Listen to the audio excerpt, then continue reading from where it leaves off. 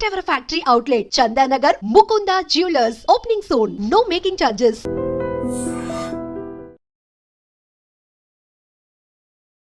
ఇంతమంది great legendary people, చాలా పెద్దవాళ్ళు మీకంటే వయసులో, అనుభవంలో. Again you have a set of heroes, very handsome, very ఎలా హీరో స్టార్డమ్ ఉన్న వాళ్ళు.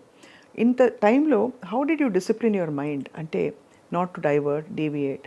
ఎప్పుడు మీరు అంటే చాలా సహజం కదా ఒక వయసులో మనసు పడడం, ఇష్టపడడం, లేదు ఊహించుకోవడం, అండ్ అందులో అంత ప్రాక్సిమిటీతో మూవ్ అయినప్పుడు మీరు ఎలా డిసిప్లిన్ చేసుకున్నారు మీ మనసుని? మనం వచ్చింది దేనికి? సినిమాకి నటించడానికే కదా. అంతే, అదే కదా మన వృత్తి, అదే చేసుకుని వెళ్ళాలి. మిగతా విషయాలు ఎందుకు మనకి? అవసరం లేదే. అంతేనా? పెద్దవాళ్ళు ఉన్నారు మనకి పెళ్లి చేయడానికి, మధ్యలో మనకేంటిది? అంతేగా. మన పని మనం చేసుకుని వెళ్దాం. అందరూ నన్ను లవ్ చేస్తారు, ప్రేమగా మనం మాట్లాడదాం. అందులో తప్పేముంది? అందులో తప్పేం లేదు. అది అనలేము కోసారు. కానీ మీరు ఆయన అంటే మిమ్మల్ని మీరు ఒక స్టన్నింగ్ బ్యూటీ, మంచి బ్యూటిఫుల్ కాంప్లెక్షన్, ముద్దుగా ఆ టైంలో many people would have also fallen for you. సహజం కదమ్మా. Yes, I told in the interview, పడలేదంటేనే తప్పు అని. Everybody fell in love with me and I like that. అది ఉన్నంత వరకు వీ హ్యావ్ మార్కెట్. అది హౌ డిడ్ యూ నో? అంటే అఫ్ కోర్స్ మనకు తెలుస్తుంది, but other than that how did you specifically? మేకప్లు వేసుకుని షార్ట్లలో మాట్లాడతాం చూడండి నవ్వుతూ, అప్పుడేదో కొంచెం నాకు తెలిసింది, చిన్న ఏజ్ అంతే. లాఫ్ అండ్ టాక్, దానివల్ల ఏం మనకు పోదు. అంతే. ఆ కాన్ఫిడెన్స్ ఆ టైంలో ఉండడం చాలా గొప్ప. It's a great thing because you took it the stride. అవును, అంతే కదా అని. No deviations. డీవియేషన్ వస్తే మన వృత్తి పోద్ది, కాన్సన్ట్రేషన్ పోద్ది. అది కాదు అక్కడ మనం వెళ్ళింది దేనికి? Challenge number 1, very good performer, discipline. So that we have to prove, be a role model to others. ఒకవైపు మీరేమో చాలా strong willed, strong minded, and ఫట్ అని భాషలు మాట్లాడతారు, ఆర్గనైజ్ చేసేస్తారు. ఇంకోవైపు పాత్రల్లో చాలా హెల్ప్లెస్గా, వల్నరబుల్గా అలా ఉండవలసిన పాత్రలు వస్తాయి. ఎంత యాక్ట్ చేయాలన్నా కూడా ఇది ఒక పరకాయ ప్రవేశమే అంటారా ఇంచుమించుగా ఆ క్యారెక్టర్స్లోకి? అంటే where you have to be helpless and weak and dependent, అలాంటి పాత్రలు, పర్ఫార్మెన్స్ ఓరియంటెడ్ పాత్రలు వచ్చినప్పుడు ఉంటాయి కదా, ఏడుపు పాత్రలు ఉండొచ్చు. అప్పుడు ఎలా చేసేవారు? గ్లిజరిన్ వాడేవారా? చిల్లర కొట్టు చిట్టమ్మ, అందులో సీరియస్నెస్ యవ్వనం కాటేసింది. It's a serious role.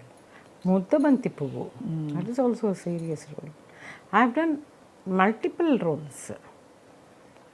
కొన్ని గ్లిజరిన్ లేకుండానే వస్తాయి, కొన్ని బిగినింగ్ స్టేజ్లో I use to apply just little, అంతేగాని దాని తర్వాత మై ఐస్ గాట్ యూస్డ్. ఆ సీన్లో ఇన్వాల్వ్ అయినప్పుడు ఇట్ కమ్స్ ఆటోమేటిక్లీ. అవును. So that goes without saying. Obviously 200 పైన సినిమాలలో మీరు ఏ సినిమా మీకు ఇష్టం అండి అని అడిగితే అన్యాయం అది. బట్ మీరు అప్పుడప్పుడు మనం ఒక పాట మనం పాడేవాళ్ళం అయితే ఒక పాట పదే పదే వేసి వింటాం. అలా మీరు మళ్ళీ ప్లే చేసో యూట్యూబ్లోనో అక్కడ ఇక్కడ చూసే సినిమావా పాట? సినిమాలు ఎక్కువ యూట్యూబ్లో నేను చూడలేదు. పాటలు అయితే ఈ ఫోనుల్లో చాలా మంచి పాటలు ఉన్నాయి. అన్నీ బాలుగారి దగ్గర స్టేజ్లో చెప్పాను, 200 సినిమా పైన యాక్ట్ చేశాను, అన్నిట్లోనూ బాలసుబ్రహ్మణ్యం గారు పాడారంటే. అవును, అన్ని సినిమాల్లోనే ఆవిడది నేను పాడాను అని చెప్పారు. అలాగా సోగ్గాడు, 7 కొండలవాడ, సావాసగాడు, కృష్ణ గారితో ఒక సాంగ్, హిట్ సాంగ్ అది. దెన్ రవివర్మకి చిల్లర కొట్టు చిట్టమ్మ, సువ్వి, కటకటాల రుద్రేలో ఈ ఎదురు గాలికి, కల్పన, దిక్కులు చూడకు రామయ్య మీరు పాడింది.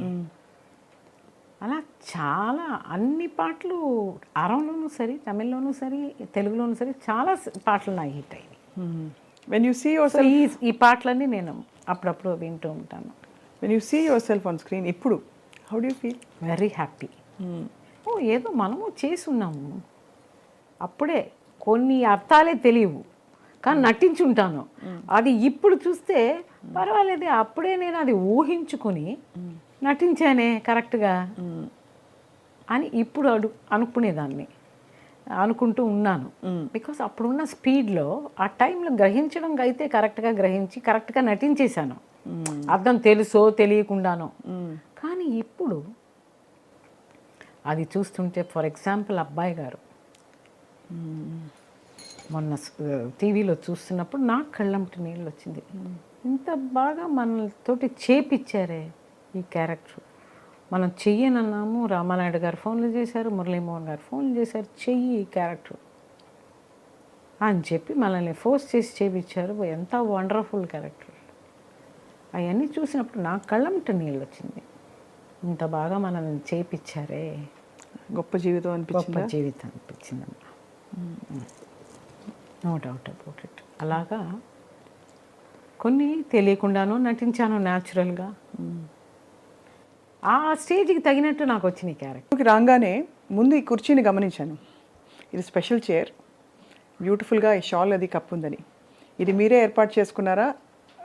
మీకు అంటే is it a special seat? దీనికి ఏమన్నా సిగ్నిఫికెన్స్ ఉందా అండి? అంటే పూజలు చేస్తున్నాను కాబట్టి ఎక్కువ ఐ ప్రిఫర్ దట్ ఆ సీట్ కొంచెం ఒక పవిత్రతని మెయింటైన్ చేస్తే బాగుంటుంది